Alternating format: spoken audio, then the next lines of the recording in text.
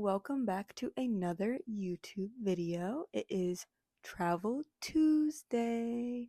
So, in this video, we're going to get into the things they don't tell you about studying abroad.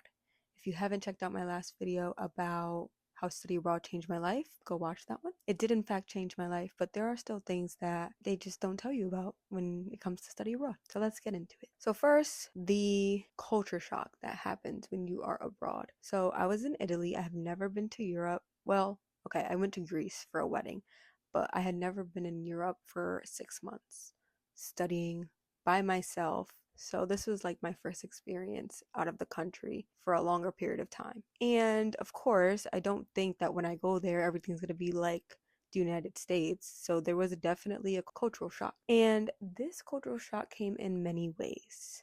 For example, obviously the communication barrier. I don't speak Italian. I also didn't really study Italian before going. I did do a little bit on like Duolingo, but that was just the basics, and like I wasn't very consistent, if I'm being honest. Definitely couldn't understand everything people were saying to me. I do know Spanish, so I was able to grasp some of the words that they were saying because there is like an overlap and some of the words are similar from Spanish to Italian. However, certain things I didn't understand, and I had to use my translation app, or they just had to say it very slow or try to use English, and I tried to use certain words in Spanish so we can communicate. Another cultural shock is, I'm not going to say all Italians, but when we were there were certain Italian people that I had run into, and they were just not nice. If they knew that you weren't from Italy, they weren't the nicest people to you. So obviously, I have an American accent, and they knew I wasn't from there because I didn't look like them. Some people were mean, especially that first week, the visa appointment thing that I had to do. They were not nice, they did not want to help me. And I just had a couple questions so I could fill out the paperwork and do what I needed to do. I did not expect everyone to be friendly because people are not always friendly in America, but that kind of shocked me a little bit. They also have different social norms, like a lot of stores will be closed at certain times of the day because they're taking siesta or break, or and that's very different from here. Like, we don't do that. We don't close from, let's say, 12 to 3. That's just like unheard of. So we kind of had to like adjust when we can go certain places getting groceries and things like that. Like, certain places were open, or even getting dinner, they would have dinner later, so we would have to either eat an early lunch or just wait until the shops open up so we can get some food. Another weird thing was in their grocery store, why are the eggs not in the fridge? But they do it differently. So that was just another thing. We did put our eggs in the fridge, but you didn't have to, which was interesting because I've never seen that before. So those were a couple like cultural shocks that I had experienced when I was over there. Another one was just like, I've always heard of the ease of transportation while I was here, of how to get around Europe. It was just so easy, right? So if I wanted to go from Florence to Rome, I could take a train. I can also take a train from Florence to Paris if I wanted to. The transportation was shocking of how reliable it was and how easy and how cheap and affordable it could be if you don't wait till the last minute. Another thing that they don't tell you is how lonely and how homesick you can get when you're away. Typically, when you study abroad through like your school, you're only out there for like 3 to 4 months. But I did 6 months because this was something independent, and this was very lonely in some points. And these moments would hit me. Like, I don't really get like lonely or homesick when I go places. But because of what happened before I left Italy and all the different changes I was going through and dealing with while I was there, it did make me get a little homesick after a while, especially after my boyfriend had came and we had our little vacation in Amalfi Coast. Like, after that, I was like, okay, I'm ready to go home. I'm ready to be with my family again. But I had other trips lined up, so I wasn't rushing too much to go home. But sometimes, like I said, it would hit me just randomly at night. I'd be ready to fall asleep and I'd just get a little sad. Like, I was missing my mom. I was missing my family at home, my boyfriend, my friends. I was missing being able to talk to people at a regular time. I was 4,000 miles away and 6 hours ahead of everyone.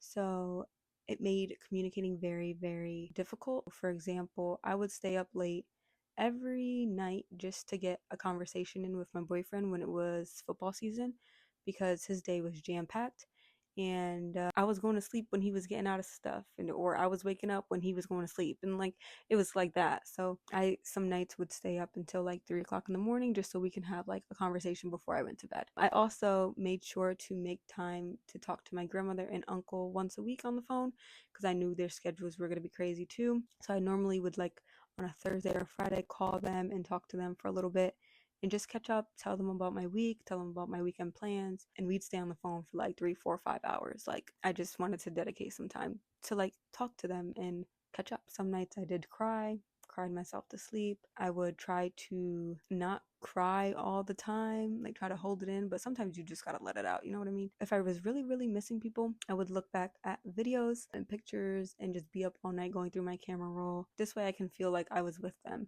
even though I wasn't. Being in a different place, I missed the comfort of being home sometimes. I just missed being in my own house. If you know a bit about my situation, I did have to sell my house before I went to Italy, so I was definitely missing my old house, and knowing that I wasn't going back home to it made me sad as well. What eased my like homeless, oh my gosh, no, what eased my homesickness and my loneliness was the fact that I made friends there and I was able to hang out with them daily to weekly depending on like our schedules and who was traveling and who wasn't. They helped ease the pain. Now we're going to talk about the academic challenges while I was studying abroad, because although I had like great professors and things like that, there were still some challenges with adjusting to different teaching styles. I really didn't talk to the teacher much. I talked to the teacher like one time the whole class. I showed him what I did and like that was it. Definitely there was also a communication barrier there because he only spoke in Italian, which like I said, I did understand some of it after a while. Like I was getting used to like the language and I was able to connect the dots, you know, use common sense. We're talking about architecture and interior design, so I kind of know the lingo already. It's just in a different language. But the professor over there told me that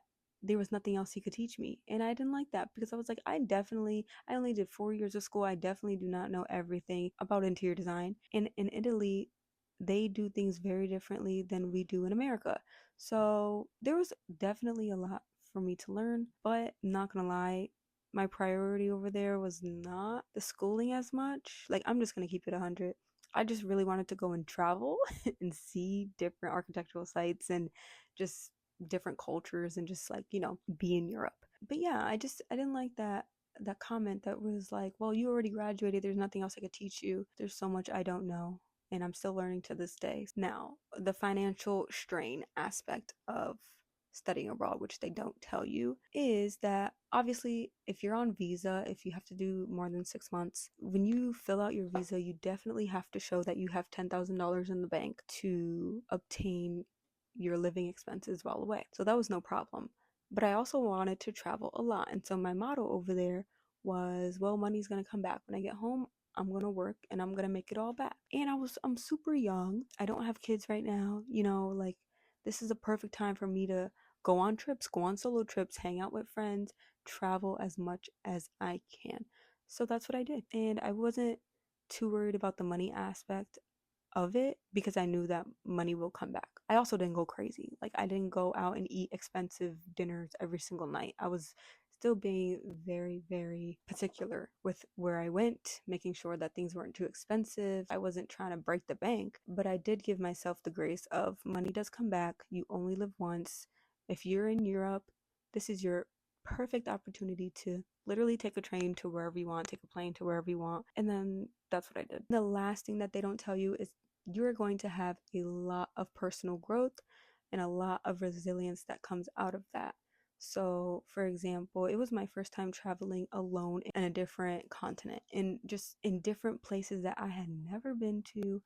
I'm by myself, I am a girl, and that could be scary. So, when I booked for my solo trip, it was super duper scary, and I had so much anxiety like 2 months in advance. But then when the week came after I did all my research, I was chilling. I was like, this is gonna be great. And then when I was on the trip, it was great. And I'm so glad I didn't like cop out of it because I was scared or something, you know what I mean? But there's gonna be so much growth that happens when you study abroad. You're gonna be getting out of your comfort zone, you're gonna be hanging out with people you don't even know and you just become friends with. You have to just embrace the uncertainty in those times. You're gonna develop new skills. You're not gonna be able to like communicate, so you're gonna have to use different forms of communication. You have to read body language, you have to read signs, even if they're not in English. You just have to be aware of your surroundings. So there's a lot of different life skills that you are going to have to build while you are away. And that just gives you lessons for a lifetime. All of this stuff that I've learned just makes me more comfortable if I ever have to travel alone again. Definitely, I can do that no problem. And I need to figure out where I'm going. You're just gonna be like, listen, I need to go from A to B. How do I get there? And you're gonna ask anybody in your way. So those were just a couple things that they don't tell you about studying abroad. Most of it,